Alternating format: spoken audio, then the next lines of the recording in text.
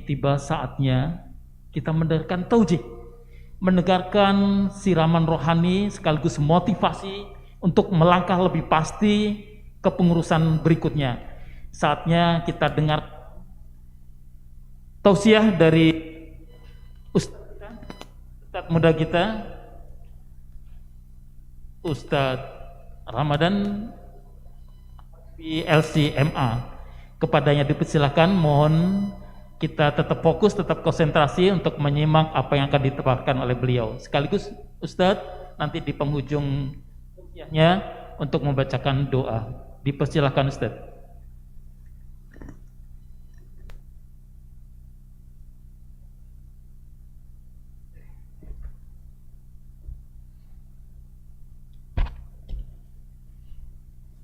Bismillahirrahmanirrahim. Assalamualaikum warahmatullahi wabarakatuh. Alhamdulillah. Alhamdulillahilladzi allafa baina qulubina fa asbahna bi ni'matihi ikhwana. Asyhadu an la ilaha illallah wa asyhadu anna Muhammadan abduhu wa rasuluh la nabiyya ba'dah. Allahumma salli ala Sayyidina Muhammad wa ala alihi wa ashabihi wa man sara ala nahjihi wa istanna bi sunnatihi ila yaumiddin. Amma ba'du. Para dokter yang saya hormati, yang dimuliakan oleh Allah Subhanahu wa taala, Bapak Direktur kita, Bapak Lukman Paru, Bapak Lukman Pura. Masya Allah, saya serius sekali tadi mendengarkan tadi sambutan dan motivasi dari Bapak. Sesuai dengan nama Bapak, Bapak Lukmanul Hakim harusnya. Dalam Al-Quran, Lukman yang mempunyai hikmah yang banyak. Amin ya rabbal alamin. Begitu pula Bapak Ketua Rohis kita, Bapak Karyanto, Ketua Panitia, Bapak Ramadan juga ya, Ramdhani juga,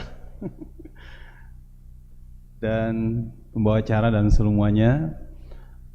Puji syukur kita sampaikan kepada Allah Subhanahu wa taala, di mana pada pagi hari ini Allah masih memberikan kita nikmat iman dan Islam.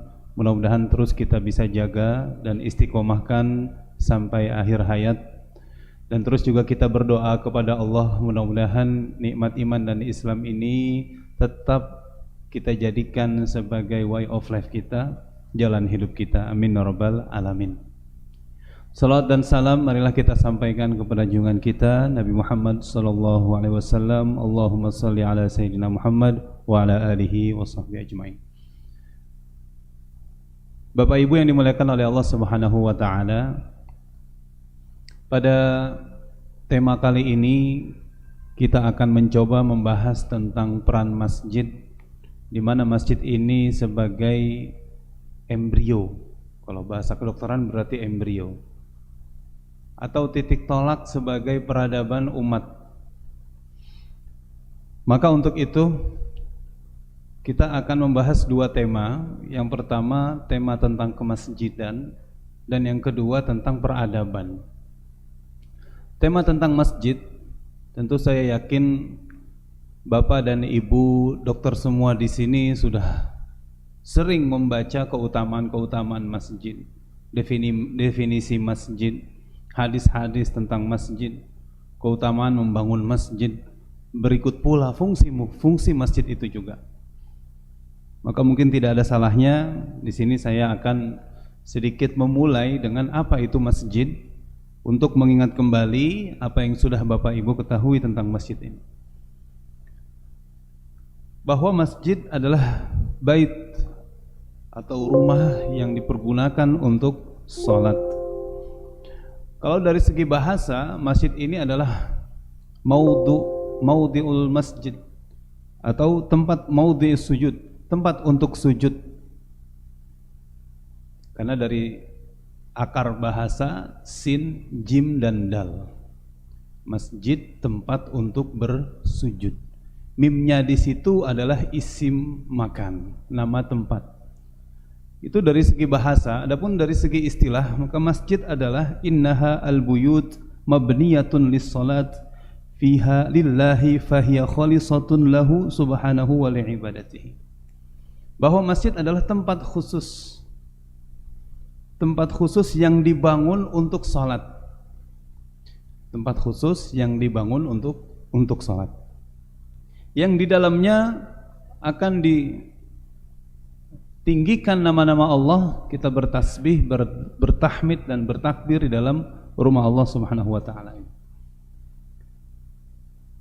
Ada beberapa istilah tentang masjid kalau di masyarakat kita. Ada masjid jami, ada masjid besar, ada masjid agung, ada masjid masjid biasa gitu, dan juga ada musholah. Kalau masjid agung ini lingkupnya lingkup kalau masjid negara berarti lingkupnya punya negara ya Pak ya.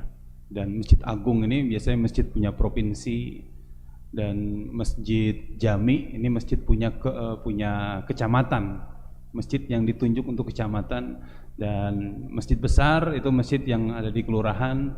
Dan musholah biasa tempat-tempat yang dipakai untuk sholat tapi tidak diadakan sholat Jumat. Ini klasifikasi masjid kalau kita merujuk kepada Kementerian Agama. Ala kulli hal, Bapak Ibu rahimakumullah, bahwa masjid di sini ternyata tidak hanya khusus untuk dilakukan sholat di dalamnya. Namun masjid juga dipakai untuk ibadah-ibadah lainnya atau kegiatan-kegiatan lainnya. Maka nanti kita akan membahas tentang peran masjid di zaman Rasulullah SAW. Kita akan bahas tentang seputar keutamaan masjid, Bapak Ibu. Yang pertama adalah ada hadis yang diriwayatkan oleh Bukhari dan Muslim bahwa barang siapa yang hatinya itu terpaut dengan masjid, maka dia akan mendapatkan perlindungan fi yaumin la dhillan illa dhilluh, sab'atun yudhilluhumullahu fi dhillihi yauma la dhilla illa dhilluh. Ada 7 golongan yang akan dinaungi perlindungan oleh Allah pada hari kiamat. Salah satunya adalah rajulun qalbuhu mu'allaqun bil masjid. Hatinya ini terpaut kepada masjid. Ini keutamaan satunya. Hatinya ini sangat rindu untuk mendatangi masjid, adem dan senang kalau misalkan dia berada di dalam masjid. Yang kedua, ada keutamaan selain yang pertama tadi merindukan masjid, yang kedua adalah mendatangi masjid. Ini luar biasa. Bagaimana dihadiskan oleh hadis riwayat Tirmizi bahwa idza ra'aitumur rajula ya'tadul masjid, kalau kita melihat orang itu sering datang ke masjid, fal yashhadu lahu bil iman, maka ketahuilah, saksikanlah bahwa orang ini ada iman di dalam hatinya. Bahkan kalau kita melihat ada orang yang sholat subuhnya itu nggak pernah lepas di masjid, ini katanya dalam hadis itu fahuwa fi dhimmatillah, dia dalam lindungan Allah. Makanya jangan macam-macam kalau orang yang melihat orang yang sudah membiasakan atau istiqomah melaksanakan sholat subuh berjamaah di masjid, karena dia sudah dalam lindungan Allah. Kemudian yang ketiga adalah keutamaan membersihkan masjid. Urida ta'ala ujuri ummati, aku ditunjukkan oleh Allah tentang pahala-pahala dari umatku. Al-kudzatu yukhrijuha ar-rajulu minal masjid, termasuk Bapak Ibu rahimakumullah, yaitu satu kotoran yang diambil oleh seseorang dan dikeluarkan dari masjid. Ini aja ditunjukkan pahalanya di depan Allah. Bapak Ibu pernah dengar tentang seorang nenek, yang nenek ini bingung di masa Rasul itu ingin mencari pahala. Dia melihat wanita-wanita lain ini, dia kayak Aisyah ini mengajarkan hadis kepada para sahabiat. Ada perempuan-perempuan yang dia menjadi perawat. Jadi kalau ada ada jihad di tempat lain, dia perawat-perawat ini ikut untuk mengobati para suhada-suhada atau para pejuang yang terluka. Si nenek ini bingung, saya mau infak untuk jihad fisabilillah, nggak punya harta, untuk mengobati nggak punya skill sebagai perawat, untuk mengajarkan hadis nggak punya hafalan hadis. Dia berpikir, apa yang bisa aku kerjakan untuk amal akhiratku? Akhirnya dia melihat pohon kurma, Pak. Dia kumpulkan lidihnya itu, kemudian setiap pagi dia sapu masjid sampai bersih. Rasul senang dan para sahabat senang melihat masjidnya itu terawat. Namun pada suatu hari Rasul datang di pagi hari ke masjid dan dia melihat bahwa masjid ini kotor. Rasul bertanya, kok ada yang lain gitu ya? Biasanya masjid ini rapi, kok sekarang nggak terawat. Kemudian para sahabat mengabarkan bahwa ya Rasul, biasanya ada seorang ibu yang menyapu halaman masjid kita. Namun ibu itu telah meninggal. Rasul marah, mengapa engkau tidak memberitahuku bahwa beliau sudah tiada? Kemudian Rasul mendatangi kuburnya dan mengabarkan kepada para sahabat bahwa ibu ini telah dijamin masuk surga. Masya Allah. Jadi pahala yang kecil Bapak Ibu rahimakumullah, kita mengangkat sampah di dalam masjid kemudian kita buang keluar, itu saja dihitung pahalanya dan ditunjukkan Allah kepada Rasul. Kemudian keutamaan merapikan masjid juga, bahwa Rasul memerintahkan kita untuk membangun masjid dan juga wa amara biha an yunadzifa wa nutayyiba. Kita diperintahkan untuk membangun masjid, tapi jangan dibiarin, dirawat, dibersihin, dikasih wangi-wangian. Ini perintah dari Rasul. Dan kemudian yang kelima adalah keutamaan membangun masjid. Bapak Ibu rahimakumullah, kita sangat tahu nih, hadisnya sangat populer banget. Barang siapa yang membangun masjid, maka Allah akan membangunkan baginya rumah di surga. Walaupun nih hadis keduanya yang di bawahnya ini, walau kamafhasin qita'i lil baydiha, walaupun hanya satu sarang burung yang sarang itu dipakai untuk menaruh telur burung itu, hanya sekecil itu peran kita untuk membangun masjid, maka ada pahalanya juga di akhirat. Masya Allah. Kemudian keutamaan memakmurkan masjid. Bapak Ibu rahimakumullah, dalam surah At-Taubah ayat 18 juga dijelaskan tentang karakter orang-orang yang memakmurkan masjid adalah innama ya'muru masajidallahi man amana billahi wal yaumil akhir. Orang-orang yang memakmurkan masjid adalah mereka yang beriman kepada Allah, kemudian beriman kepada hari akhir, wa aqamas shalah wa ataz zakah. Masjid juga dipakai untuk mendirikan sholat dan juga sebagai pusat zakat. Tadi Bapak Direktur kita membahas juga bab sosial, bahwa ada peran sosial yang harus ditunjukkan dalam kegiatan masjid kita. Walam yakhsha illallah, dan mereka tidak takut kecuali hanya kepada Allah Subhanahu wa taala. Fa'asa ulaika ayakunu minal muhtadin. Inilah orang-orang yang akan diberikan petunjuk oleh Allah Subhanahu wa taala. Kemudian kita tahu ada 3 keutamaan masjid dalam Islam, yaitu Masjid Haram, Masjid Nabawi dan juga Masjid Al-Aqsa. 3 masjid ini disebutkan dalam hadis, as-salatu fil Masjidil Haram mi'atu alfi salatin wa salatu fi masjidi alfa salatin wa fi Baitil Maqdis 500 salatin. Kalau kita salat di Masjidil Haram seakan-akan kita salat 100.000 kali, di Masjid Nabawi 1000 kali, dan di Masjidil Aqsa 500 kali. Kemudian kita juga diminta oleh Rasulullah untuk banyak mendatangi masjid ini, ketiga masjid ini. La tushaddur rihal illa ila 3 masajid. Kita tidak diperintahkan untuk menyiapkan perjalanan kecuali kepada 3 masjid. Masjidil Haram, Masjid Nabawi dan juga Masjidil Aqsa. Ini 3 paket sebagai tanah suci kita, yang hari ini Masjidil Aqsa ini masih di bawah kekuasaan Zionis Yahudi. Ini menjadi PR umat Islam bersama. Dan ini ada kaitannya dengan peradaban yang akan kita bahas pada bab ini. Selanjutnya, Bapak Ibu rahimakumullah, beberapa sunnah-sunnah di masjid. Kita juga disuruh ketika keluar dari rumah untuk membaca doa. Jangan lupa nih, keluar dari rumah baca doa menuju masjid. Allahumma ja'al fi qalbi nuran wa fi basari nuran wa fi sam'i nuran wa an yamini nuran wa an khalfi nuran wa an asabi nuran wa fi lahmi nuran wa fi dammi nuran wa fi sya'ri nuran wa fi bashari nuran. Ya Allah, jadikan aku, mataku, hatiku, telingaku, bahkan rambutku semuanya ada cahaya. Ketika masuk masjid, kita juga membaca doa, ya.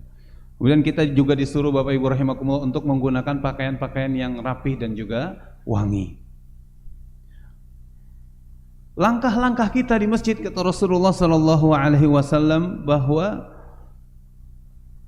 satu langkah itu khutwatuhun ihdahuma tahuttu khati'atuhu, satu langkah akan menghilangkan dosa-dosa kita, wal ukhra tarfa'u darajatuhu, dan satu langkah berikutnya mengangkat derajat kita.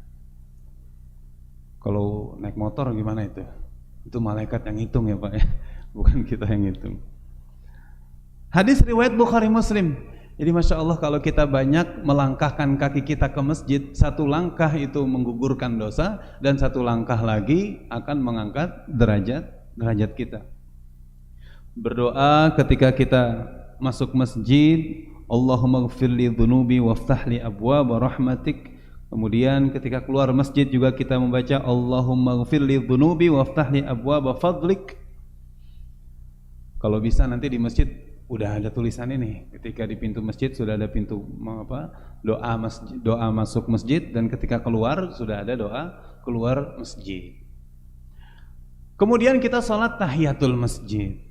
Masya Allah, ini perintah dari Rasulullah supaya kita ketika datang ke masjid tahiyat, yaitu menghormati masjid, bahwa yang kita datangi ini adalah tempat yang suci, tempat yang mulia. Untuk mensucikan dan memuliakan masjid tersebut, maka kita angkat tangan kita untuk takbiratul ihram, sujud 2 kali atau 2 kali 2 rakaat. Kemudian adab di masjid yang dibolehkan. Bapak Ibu rahimakumullah, yang pertama ini tidur di dalam masjid ya. Sebenarnya tidur di masjid ini dibolehkan, tapi lihat kondisi, kalau memungkinkan, kalau tidak mendatangkan masjid kita ini hal-hal yang mendatangkan kepada mudarat, maka silakan dipertimbangkan. Tapi pada dasar atau pada asalnya hukum tidur di masjid ini dibolehkan. Ya. Bahkan para sahabat, yaitu Ibnu Umar, ini sering tidur di masjid pada masa mudanya. Kita juga mungkin dulu ketika zaman mahasiswa sering kita tidur di masjid. Saya juga pernah tidur di Masjid Al-Muluk ini ketika saudara saya sakit, kemudian nggak ada tempat tinggal, ya udah saya tidur di sini. Menghubungi Izi rumah singgah, katanya pernah menghubungi Izi tapi belum penuh gitu. Ya sudah, alhamdulillah. Kemudian bersenandung kebaikan. Ini maksudnya kita dibolehkan untuk berpuisi, untuk baca pantun kayak tadi pantunnya. Itu boleh di dalam masjid. Ya, melantunkan puisi atau syair yang kata-kata yang baik juga dibolehkan, tidak ada masalah. Kemudian makan dan minum di masjid juga dibolehkan. Makan dan minum, karena Rasulullah dan para sahabat dalam hadis riwayat Ibnu Majah ini makan roti dan daging di dalam masjid nggak ada masalah. Tapi silakan dipertimbangkan kepada takmir masjid, apa mungkin disediakan tempat atau dikhususkan tempat untuk makan. Kalau saya dulu ada pengalaman waktu di Malaysia, masjid itu Pak punya dapur dan punya ruang makan gitu. Itu masih dalam kawasan masjid. Ada dapur, ada ruang makan. Jadi ketika selesai pengajian itu sudah otomatis prasmanan gitu. Makan prasmanan. Apalagi kalau tujuan masjid kita ini adalah ibadah sosial, maka mungkin harus ada tempat khusus untuk makan tadi. Karena kita ada nasi apa tadi Jumat berkah gitu, ada sarapan pagi. Mungkin kalau memungkinkan ada ruangan, bisa juga kita sulap satu ruangan tersebut untuk ruang makan dan ruang dapur. Dan itu free sifatnya ya. Kalau di Turki itu di zaman kekhalifahan Turki Utsmani ada satu kotak itu silakan taruh dan silakan ambil. Ya, sekarang ini sebenarnya lagi diikutin oleh kita. Di Jogokarian juga ada namanya kotak untuk wakaf infak beras ya. Itu sudah ada di zaman Turki Utsmani. Mirip. Sama gitu. Berolahraga juga dibolehkan karena dulu Rasul pernah menyaksikan orang-orang Habasyah berlatih pedang di dalam masjid. Enggak ada masalah. Akad nikah juga dibolehkan di dalam masjid. Nah, yang tidak dibolehkan atau dimakruhkan, yang pertama ini melakukan transaksi jual beli. Walaupun online sama juga ini. Kita pesan makan sambil Jumatan nunggu khotib, pesan online juga tuh. Biar nanti setelah selesai Jumat itu abang itu udah nyampe depan masjid kita gitu. Itu kan sama aja kan, sambil transaksi jual beli. Nah, ini Rasul mendoakan la arba'allahu tijarataka. Niscaya jual beli kamu itu tidak akan menguntungkan. Gitu. Kemudian mencari barang yang hilang, Maka kalau di Masjidil Haram itu tempatnya khusus barang hilang. Ya, ada barang hilang itu langsung kita ada tempat khususnya, nggak usah dicari-cari di masjid, tapi ada tempat khusus barang yang hilang. Di Masjidil Haram ada ya Pak ya. Nah, seperti itu. Kemudian bersiul dan bertepuk tangan. Ini sebagaimana dalam surat Al-Anfal ya. Wa makana salatuhum 'indal baiti illa muka'aw wa tasdiyah. Salat orang-orang jahiliyah dulu bersiul-siul dan bertepuk tangan. Jadi kita kalau di masjid jangan tepuk tangan. Ya, bisa bertakbir, bisa bertahlil, bisa bertasbih, bisa bersolawat. Juga jangan datang dengan bau mulut gitu. Bau mulut dan juga bau badan. Ya, karena akan mengganggu para jamaah yang lain. Tapi saya nggak tahu juga nih kalau misalkan jamaah semua ini kompak habis makan jengkol terus datang bareng-bareng, hukumnya apa juga itu ya? Karena nggak ada yang merasa terganggu kan, kolektif ya. Kesepakatan. Lanjutnya, nah kita akan masuk kepada urgensi dan peran masjid pada zaman Nabi. Yang pertama didirikan oleh Nabi adalah masjid ketika datang ke Madinah pada tahun 622 Masehi atau pada tahun 1 Hijriah ya Pak ya. Mengapa masjid? Maka ini ada kaitannya dengan tema kita. Masjid temanya kita masjid peradaban umat, membangun peradaban umat. Karena dengan membangun masjid, Nabi ini ingin membangun peradaban. Kalau sini kan beda. Bedanya di mana nih? Bedanya biasanya kita mendirikan sekolah dulu baru ada masjidnya. Mendirikan rumah sakit baru ada masjidnya. Mendirikan perusahaan baru dikasih masjidnya. Membangun kalau di jalan tol itu apa namanya? Rest area baru dikasih masjidnya. Kalau kita mau bicara hari ini masjid sebagai pembangun peradaban umat, masjid dulu dibangun, dari masjid itu nanti jadi rumah sakit, jadi sekolah, jadi perusahaan, jadi apa lagi ya? Jadi negara dan seterusnya gitu. Dan ini yang dilakukan oleh Rasul di awal-awal itu. Mengapa Rasul pertama kali datang itu? Pertama mendirikan masjid, yang kedua mempersaudarakan Muhajir dan Ansor. Ini kan Rasul datang membawa rombongan yang nggak punya rumah, benar nggak? Dari Mekah itu, nggak punya kerjaan, nggak punya harta. Datang ke situ kan menjadi beban masyarakat. Maka cerdas banget ini Rasul nih. Udah deh kalau gitu diriin masjid dulu. Untuk apa? Tempat tinggal. Nanti di situ ada 400 sahabat yang namanya Ahlus Suffah, ya Pak ya. Ahlus Suffah. Kemudian yang kedua yang dilakukan oleh Rasulullah adalah mempersaudarakan. Ente makannya di sono, ente makannya di sini. Ente jamin yang ini, kan gitu ya Pak ya. Jadi dulu wahai para sahabat dikumpulin oleh Rasul. Kita punya saudara yang belum makan pada malam hari ini. Gitu. Kita nih ada saudara kita yang belum makan pada malam hari ini. Siapa yang mau ngejamu? Menjamu. Sahabat Saya ya Rasul. Dia pulang ke rumahnya, dia ajak sahabat yang belum makan itu, dia tanya, wahai istriku, ada apa di rumah? Ini tinggal separuh apa ya? Separuh roti. Cukup untuk kita makan doang. Gitu. Udah kalau gitu, lampu matiin, anak-anak ajak tidur. Gitu. Anak-anak ajak tidur. Lampu dimatiin, Pak. Datanglah mereka di ruang tamu dalam keadaan gelap-gelapan. Piring satu, piring dua. Cuma yang satu itu kosong, nggak ada isinya, nggak ada rotinya. Cuma dia pora-pora makan tuh. Tuan rumahnya pora-pora untuk menghormati, supaya yang lagi makan itu nggak, waduh, nggak enak dong, masa saya makan dia nggak makan. Sampai kayak begitu, Pak. Wa yu'thiruna ala anfusihim walau kana bihim khasasah. Sahabat itu diajarkan isar oleh Rasulullah, mengutamakan saudaranya yang lain daripada dirinya. Kalau anaknya bangun, aja suruh tidur lagi. Nah, gitu. Masya Allah. Jadi itu sudah ada namanya persaudaraan antara muhajir dan ansor. Selesai beban sosial ketika kedatangan muhajirin ke Madinah, selesai. Setelah itu baru langkah berikutnya yang dilakukan oleh Rasulullah adalah menentukan teritorial sebuah negara. Maka dibuatlah Wasiq al-Madinah atau perjanjian Madinah dengan kaum Yahudi saat itu. Itu juga dilakukan dalam masjid, Pak. Dalam masjid dilakukannya, Masya Allah. Kemudian yang dilakukan oleh Rasulullah untuk masjid adalah pembinaan ruhiyah, sebagaimana dalam surat Nur ayat 35, fi buyutin adinallahu an turfa'a wa yudhkara fiha ismuhu yusabbihu lahu fiha bil ghudwi wal asal.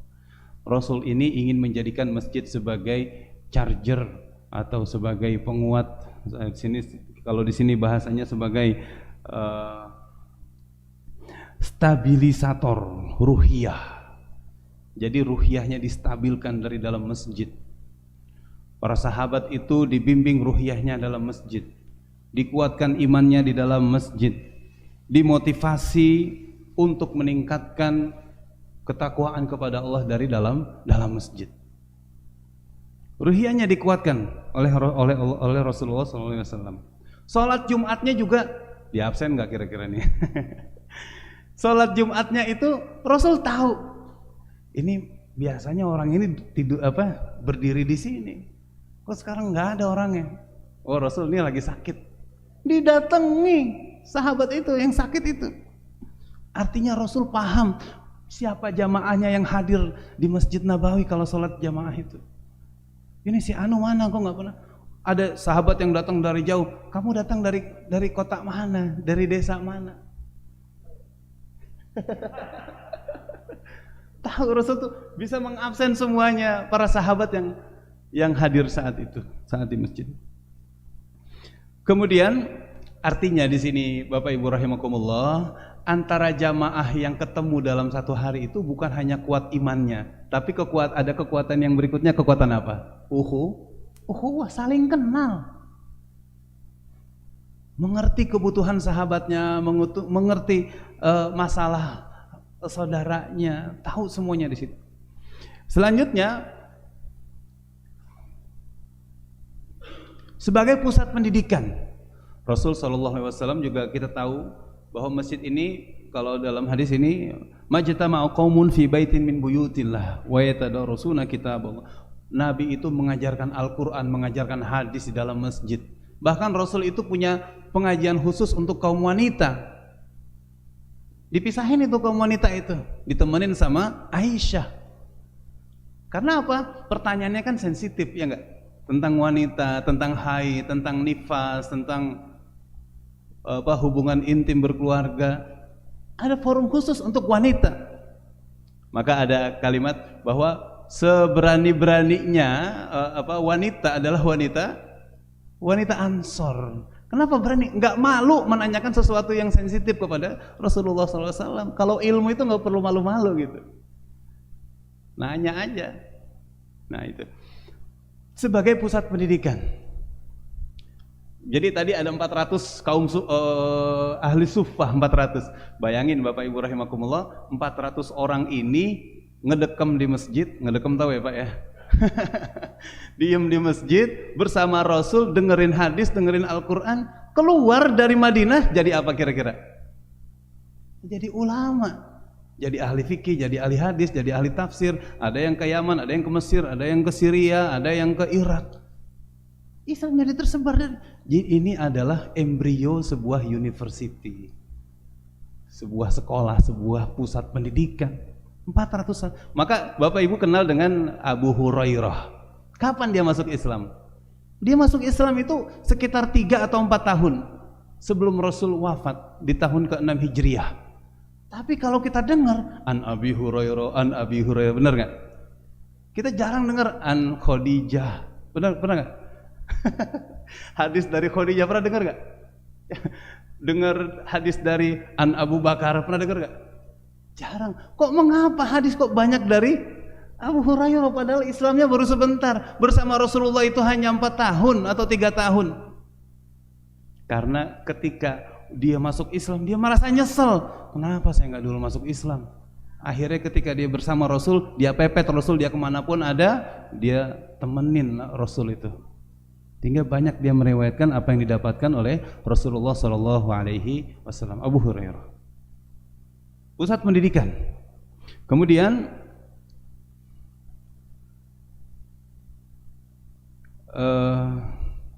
pusat kegiatan dan pemberdayaan sosial. Jadi masjid juga dipakai untuk menampung fakir miskin tadi udah sebagai pusat informasi sosial, dan juga Rasul memotivasi para sahabatnya untuk tadi saya ceritakan siapa yang mau menjamu tamu Rasulullah SAW. Dan juga fungsi peradilan. Pernah ingat Bapak Ibu rahimakumullah ya, pernah ada seorang ibu-ibu yang memprotes kepada Umar bin Khattab. Ketika Umar bin Khattab saat jadi khalifah, dia itu menentukan mahar bagi seorang wanita. Artinya apa? Nentuin mahar jangan tinggi-tinggi dong. Kasihan yang laki-laki mau nikah. Ya enggak? Si perempuan ini protes, "Wahai Umar, enggak boleh kayak gitu, itu hak wanita. Jangan kau batasin." Itu terjadi di mana itu? Di masjid. Banyak sekali perkara. Oh ya, ketika Rasul di masjid didatangi oleh seorang ibu, "Wahai Rasul, saya telah berzinah." Ibu yang sudah mengandung, ibu yang sudah punya suami, kemudian dia berzinah. Datang kepada Rasulullah di masjid. Kemudian apa kata Rasul? Besarin dulu tuh, lahirin dulu anaknya. Ketika udah lahir datang, "Nih Rasul, anaknya nih, besarin dulu." Sampai 2 tahun. Setelah itu baru ibu itu dirajam. Itu terjadinya di masjid. Menentukan peradilan juga dari masjid. Kemudian pusat pemerintahan dan Baitul Mal. Rasul juga membuat strategi perang dari dalam masjid. Dan Baitul Mal mengumpulkan zakat, wakaf, sedekah juga dari dalam masjid. Membagikan rampasan perang juga dari dalam masjid. Dan ini yang kita ingin selanjutnya, masjid sebagai pembangun peradaban umat. Ini sebenarnya tema besar Bapak Ibu rahimakumullah. Masjid sebagai pembangun peradaban umat. Jadi peradaban Islam yang mau kita bahas. Ada peradaban barat dan ada peradaban Islam. Cuma kalau kita mempunyai basicnya, embrionya yaitu dari masjid. Kalau mau kita bicara peradaban barat, dari gereja apa bukan? Dari gereja bukan. Justru bedanya di situ. Kalau kita berbicara peradaban keduniaan, nggak boleh memisahkan urusan ketuhanan, urusan masjid, urusan Allah. Kita mau ngomongin apa saja nggak boleh lepas dari Allah. Tapi kalau kita mau membicarakan peradaban barat, maka peradaban barat ini identik dengan meninggalkan agama, ya nggak? Kan dulu siapa Galileo, kemudian Kopernikus dieksekusi oleh gereja karena bertentangan dengan doktrin gereja, benar nggak Pak? Jadi di abad 17 ketika terjadinya, makasih Pak. Biar semua. Ini udah waktunya udah habis sebenarnya ini. Udah 30 menit lebih Pak. Benar ya Pak ya? Jadi Ketika di abad 17, di abad kebangkitan Eropa, itu kan mereka meninggalkan gereja dulu, meninggalkan ajarannya dulu. Artinya peradaban barat hari ini itu adalah pure peradaban materi. Nggak ada hubungannya dengan agama. Nggak ada hubungannya dengan agama. Tapi kalau kita sebagai umat Islam, jelas banget ini pondasi kita, peradaban kita yaitu Al-Quran. Peradaban kita yaitu agama kita. Tempatnya di mana? Di masjid. Bapak Ibu rahimakumullah, maka kalau kita ngomongin peradaban, lanjut Pak, ini masih ketinggalan nih. Lanjut. Nah, di sini. Kita mau ngomongin usia peradaban Islam. Saya semalam ngitung-ngitung usia peradaban kita udah berapa lama. Karena kita pengen bapak-bapak ini ngajak kita ngomongin peradaban, ya enggak? Sebenarnya mau ngapain kita dengan peradaban Islam? Apa mau dibangkitkan lagi? Mau Pak, dibangkitkan lagi Pak? Mau enggak? Mungkin tujuan Bapak membicarakan masjid sebagai peradaban Islam karena ingin membangkitkan lagi peradaban Islam. Kenapa mau dibangkitkan lagi? Karena memang peradaban kita ini peradaban paling tua. Semalam saya hitung, ternyata dari tahun 622 Masehi, saat Rasul itu hijrah ke Madinah sampai runtuhnya khilafah Turki Utsmani pada 1924, itu ada 1302 tahun. 13 abad kita menguasai dunia ini. Peradaban mana yang mudah menandingi itu? Ada enggak? Kalau peradaban barat hari ini, peradaban modern hari ini baru kemarin kan, baru dari 1700-an. 1700 udah berapa tahun tuh? Dengan hari ini baru 300 ya enggak? Baru 300 tahun itu. Dan orang bilang katanya ini udah postmodern, ya enggak Pak ya? Udah postmodern, udah tua. Peradaban barat ini udah hampir digiles sama peradaban Islam. Bener enggak? Bener enggak Pak? Yakin enggak Pak? Peradaban barat ini udah hampir digiles oleh peradaban Islam. Udah postmodern orang bilang katanya. Baru berumur 300 tahun. Makanya kalau kita punya tarikh atau punya sejarah begitu gemilang, ada 1302 tahun kita pernah menjadi pemimpin di dunia ini, mengapa kita nggak berpikir untuk mengembalikan kejayaan umat? Benar nggak? Dari mana tempatnya? Ya, dari masjid. Maka dari situ saya ingin memperkenalkan bapak-bapak ini tentang profil kejayaan masjid. Yang pertama adalah Masjid Nabawi. Tadi sudah saya ceritain, dari 400 ahlu sufah dia mencar kemana-mana. Kemudian ada namanya Masjid Cordova Pak. Masjid Cordova di mana Pak? Spanyol. Luar biasa itu. Kita pernah menduduki Spanyol itu 8 abad, 800 tahun. Di situ pernah terjadi masjid terbesar, masjid terluas. Di situ, di dalam masjid itu ada 1.200, hampir 1.300 Pak, 1.300 tiang dalam masjid Pak. Artinya kalau kita masuk ke masjid ini seperti hutannya dia, pohon gitu, seperti pohon jati. 1.300 tiang di dalam masjid di Andalusia. Saat itu orang nggak kebayang bisa membangun masjid semegah ini dan dengan arsitektur yang masya Allah luar biasa. Kita duduk di belakang, terdengar khatib sedang khutbah Jumat. Pakai mikrofon nggak? Enggak Pak. Gimana suara itu bisa sampai ke orang yang paling belakang? Ini kan sudah dipertimbangkan oleh arsiteknya. Begitu pula pencahayaan, begitu pula sanitasi udaranya. Makanya meskipun kita di tengah-tengah masjid, tetap ada cahaya karena di atasnya itu ada. Hari ini udah jadi katedral Pak. Mau diambil lagi nggak itu? Di Cordova, di Spanyol itu. Di Portugal. Portugal itu dari bahasa Arab Pak. Portugal itu burtukol. Burtukol itu jeruk. Jadi Portugal. Jadi 800 tahun Pak di sana. Bahkan orang-orang Eropa yang dulu sedang dalam masa kegelapan, dark age ya, dalam masa kegelapan, belajarnya ke Spanyol, belajarnya ke Andalus. Di situ ada surat dari raja. Saya pernah baca ini Pak, tapi saya cari-cari kok nggak ketemu lagi ini. Surat atau wathikoh ini apa? Dokumen lama ya. Saya pernah nemu itu dalam satu buku, surat dari Raja William II, Inggris, kerajaan Inggris. Dia mengirim surat kepada Khalifatul Muslimin di Andalusia. Dia minta apa? Ada pertukaran pelajar. Meminta agar anak-anak mereka bisa belajar di Andalusia. Masya Allah. Meminta Pak. Karena memang pusat peradaban kita saat itu di Andalusia seperti itu.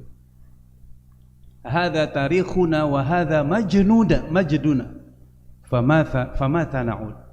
Ini adalah sejarah kita, peradaban kita. Wa hadza majduna, dan ini adalah kehormatan mahkota kita. Famata na'ud. Kapan kita pulang? Kapan kita kembali nih? Bisa begitu lagi. Kemudian di Masjid Cordova Pak, ada 400.000 buku. Al-Muluk berapa buku? 400.000 buku di Masjid Al-Cordova. Kita punya berapa buku Pak? Belum ya? 400.000 buku. Setiap harinya dikunjungi oleh 1.000 orang ke perpustakaan. Di Masjid Cordova ini, Bapak Ibu rahimakumullah, tadi yang pergi ke perpustakaan itu ada 1.000 orang. Yang belajar di tiang-tiang tadi saya bilang ada 500.000 orang. Ada tiang untuk madhab Maliki, ada tiang untuk madhab Hanafi, madhab Syafi'i, dan madhab Hambali. Ada tiangnya masing-masing itu. Ada yang bukan hanya ngomongin fikih juga dalam masjid itu Pak.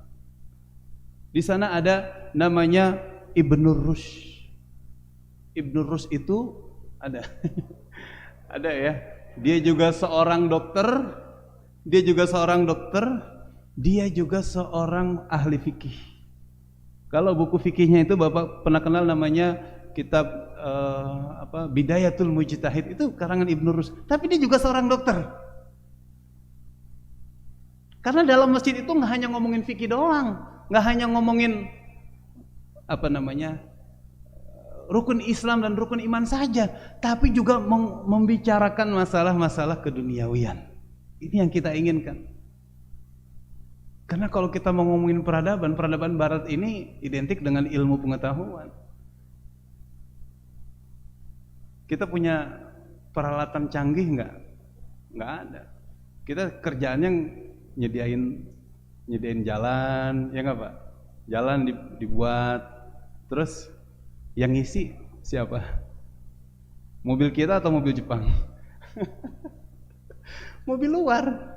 Kenapa kita nggak berpikir bagaimana mobil ini yang ngisi adalah mobil kita? Jadi selama ini kita tuh kayak ditipu Pak. Orang Jepang nggak boleh pakai motor, suruh pakai kendaraan umum. Kemudian yang beli kita, anak-anak kita masih SD, masih SMP, masih SMA itu untuk ke sekolahnya kita kasih motor. Akhirnya yang untung adalah mereka dapat untung, kok uang untung itu dipakai untuk mengembangkan ilmu pengetahuan. Kalau Bapak iseng coba deh dihitung berapa sih keuntungan produksi mobil itu setiap tahunnya. Dari hasil pembelian berapa unit dalam 1 tahun. Berapa untungnya kalau Bapak iseng lah ya.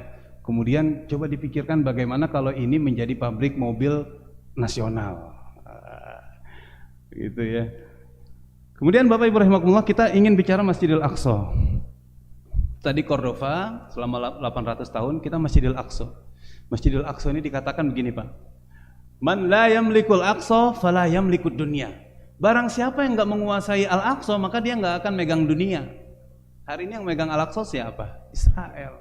Maka dia hari ini yang menghegemoni dunia ini. Karena kalau kita lihat secara geopolitiknya, Al-Aqsa ini berada di tengah-tengah benua. Benua Afrika dekat dengan Mesir, ya enggak? Benua Eropa dekat dengan Turki, dan benua Asia, karena dia ada di Asia Barat. Tengah-tengah banget itu. Dia bisa menguasai lautannya, Laut Tengah. Dia bisa menguasai terusan Sueznya. Masya Allah. Perdagangannya dia bisa ke beberapa sebagai pintu masuk 3 benua. Jadi nggak ada salahnya nih kayaknya nih omongan ini. Man la yamlikul aqsa fala yamlikud dunya. Fala yamlikud dunya. Artinya kalau kita ingin berjaya juga, ini peran Masjid Al-Aqsa ini harus kita rebut kembali. Maka ada buku Bapak Ibu rahimakumullah ditulis oleh Majid Al-Kilani. Ini beliau wafat pada tahun 2015. Beliau menulis tentang hakadha dhahara jailu Salahuddin. Seperti inilah Jail Salahuddin, generasi Salahuddin dalam membebaskan Masjid Al-Aqsa. Bahasa Arab, Pak. Tapi kalau Bapak mau baca Indonesianya, Bapak Google sekarang, Bapak cari itu nama bukunya adalah terjemahannya itu lupa saya. Apa wajah peradaban Islam atau Majid Al-Kilani itu. Masya Allah Pak, di situ kita akan melihat bagaimana strategi-strategi untuk membangkitkan umat. Pada masa perebutan Masjid Al-Aqsa pada abad kelima ini, abad kelima Masehi, saat Masjid Al-Aqsa itu dipegang oleh tentara salib. Tahu nggak Pak, berapa tahun itu orang salib tentara Nasrani itu menguasai Masjid Al-Aqsa?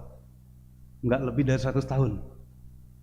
Hanya 90 tahun mereka menguasai Masjidil Aqsa, berhasil kembali direbut oleh kaum muslimin. Dipimpin komandannya adalah Salahuddin Al-Ayyubi. Kita ini udah berapa tahun nih Masjidil Aqsa dikangkangi oleh Yahudi? Dari tahun 1924.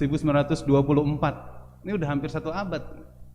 Kalau kemerdekaan Israel itu dari tahun 1948, 5 Mei 48.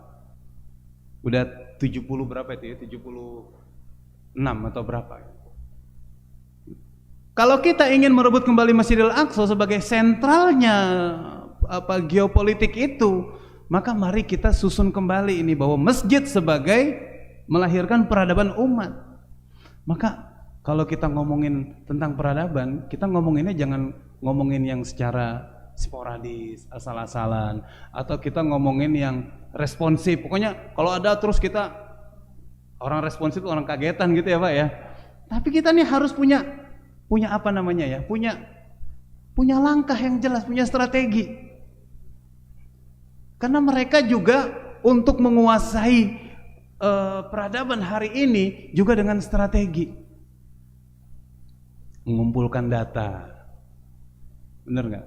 Setelah mengumpulkan data itu dikaji sama tim ahli mereka. Setelah ada tim ahli mereka, coba dieksperimenkan. Setelah dieksperimenkan berhasil, baru menjadi kebijakan. Itu yang dilakukan Barat hari ini. Kalau di kita ini dulu punya ada namanya CSIS, ya Pak ya.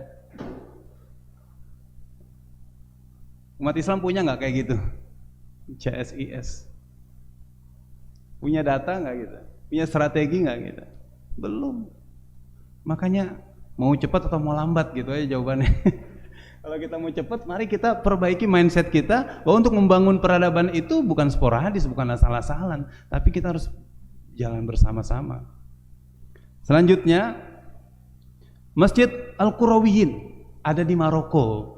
Ini Masjid Al-Qurawiyyin, Bapak Ibu rahimakumullah, dibangun pada abad ke-8. Kemudian menjadi universitas pertama Islam. Kenapa saya kutip Masjid Al-Qurawiyyin ini? Karena ini dari masjid menjadi university. Bisa nggak kita kayak gitu? Kalau di Jakarta ada namanya Masjid Al-Azhar, ya Pak ya. Masjid Al-Azhar itu jadi yayasan Al-Azhar, jadi sekolah. Kemudian sekarang hari ini punya university Al-Azhar. Coba Al-Muluk, jangan mau kalah kayak gitu.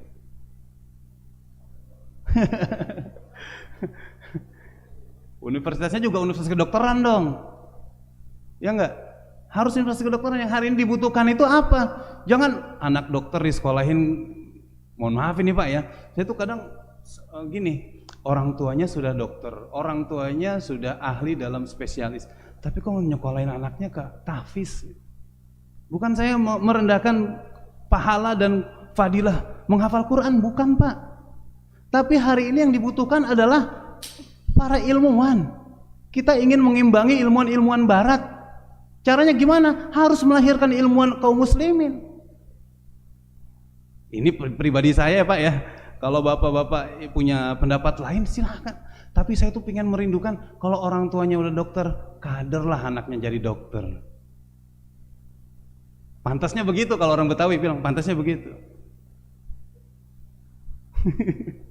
Ya Pak ya, begitu.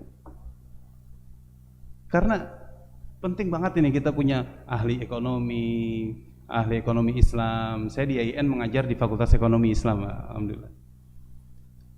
Sekarang ini sedang maraknya tentang wakaf sedekah secara digital gitu. Ya alhamdulillah.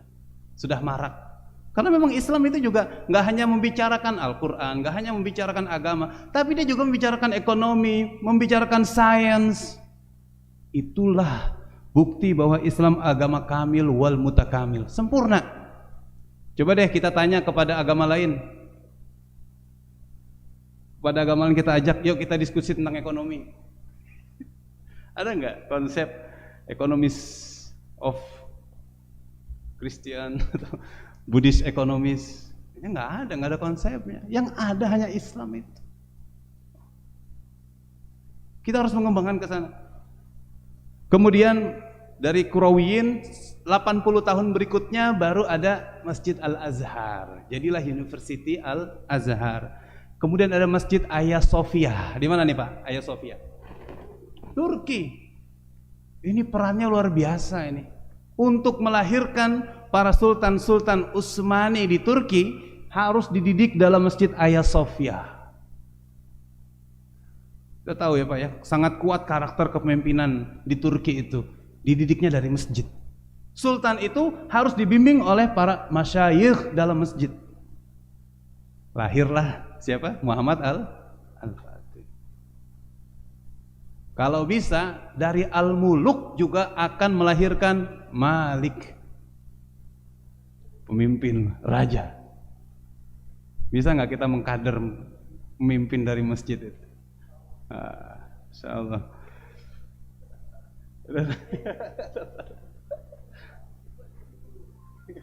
Nah makanya betul Pak Direktur, kita harus merubah mindset kita. Kita harus buat kurikulum. Jadi ada pertanyaan selanjutnya ini, apa faktor penting dalam menyatukan umat Islam? Kalau ingin membicarakan peradaban, faktor apa yang bisa kita menyatukan umat Islam? Kemudian, apakah pendidikan seperti apa yang menjadi faktor kebangkitan umat Islam? Ini hasil renungan saya Pak. Ya, kita ini mau membangun sebuah peradaban, nggak boleh jauh-jauh dari pendidikan. Maka tadi saya tanya, untuk menyatukan umat Islam ini dari mana? Ya, enaknya dari masjid memang. Karena masjid ini punya Allah. Masjid ini nggak ada arogansinya, ya nggak Pak? Kalau datang ke masjid ini nggak ada foto presiden, ya nggak? Nggak ada foto Pak Direktur, nggak ada. Karena ini adem ayem, ini punya Allah. Nggak ada yang memiliki di situ. Untuk menyatukan umat Islam, maka memang dari masjid ini. Yang kedua, pendidikan harus kita perbaiki. Pendidikan harus kita perbaiki. Dan yang ketiga adalah kita harus bisa membedakan tujuan pendidikan Islam dengan pendidikan Barat. Maka tadi saya nanya berapa buku yang ada di Al-Muluk. Diperbanyak lagi. Ada program perpustakaan, ada program bedah buku, ada program diskusi. Ini nanti akan membuka pemahaman kita lebih dalam lagi tentang keislaman. Sebuah kebiasaan bi'ah ilmu itu harus dilahirkan dari masjid. Masjid ini jangan sepi dari diskusi ilmiah. Sediakan akses internet, sediakan maktabah elektronik atau perpustakaan elektronik, perpustakaan digital. Berarti kalau perpustakaan digital ada komputernya gitu. Sediakan dia juga ruang duduk, ruang meja untuk diskusi, untuk belajar. Jadi masjid kita ini bukan hanya untuk kongkow-kongkow saja, untuk duduk ngopi, tapi di situ ada ilmiahnya. Tadi kita kan baru berbicara tentang sosialnya. Ayo kita tingkatin nih. Mudah-mudahan 5 tahun di kepemimpinan baru, 4 tahun ya Pak ya?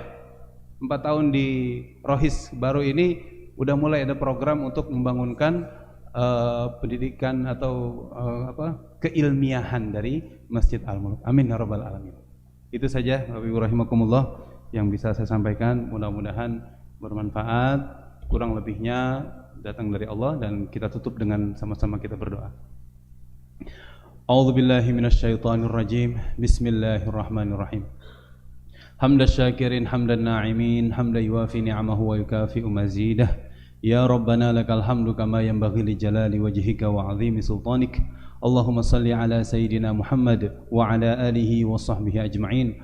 Allahumma inna nashhadu bi annaka antallahu la ilaha illa anta al-ahadus samad alladzi lam yalid wa lam yulad wa lam yakul lahu kufuwan ahad.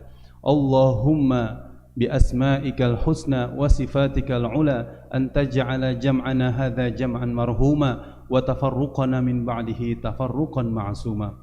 Allahumma la tada' fi maqamina hadha dhanban illa ghafartah wa la hamman illa farrajtah wa la daynan illa qadaitah wa la maridan illa shafaitah wa la dhalan illa hadaitah ولا حاجة من حوائج الدنيا والآخرة إلا قضيتها ويسرتها يا أرحم الراحمين. اللهم ارحمنا بالقرآن واجعله لنا إماما ونورا وهدى ورحمة. اللهم ذكرنا منه ما نسينا وعلمنا منه ما جهلنا وارزقنا تلاوته آناء الليل وأطراف النهار واجعله لنا حجة يا رب العالمين. والحمد لله رب العالمين. سبحان ربك رب العزة عما يصفون وسلام على المرسلين والحمد لله رب العالمين. السلام عليكم ورحمة الله وبركاته. Waalaikumsalam warahmatullahi wabarakatuh. Alhamdulillah, terima kasih jazakallahu Ustadz Ramadan Habibi LCMA yang telah begitu semangat memberikan motivasi kepada kita peranan masjid dalam membantu umat, dan kita bisa mampu terjemahkan apa-apa yang disampaikan oleh beliau ke depan sebagai aktivitas kita dalam membangun semangat di kerohanian Islam Rumah Sakit Dr. Haji Abdul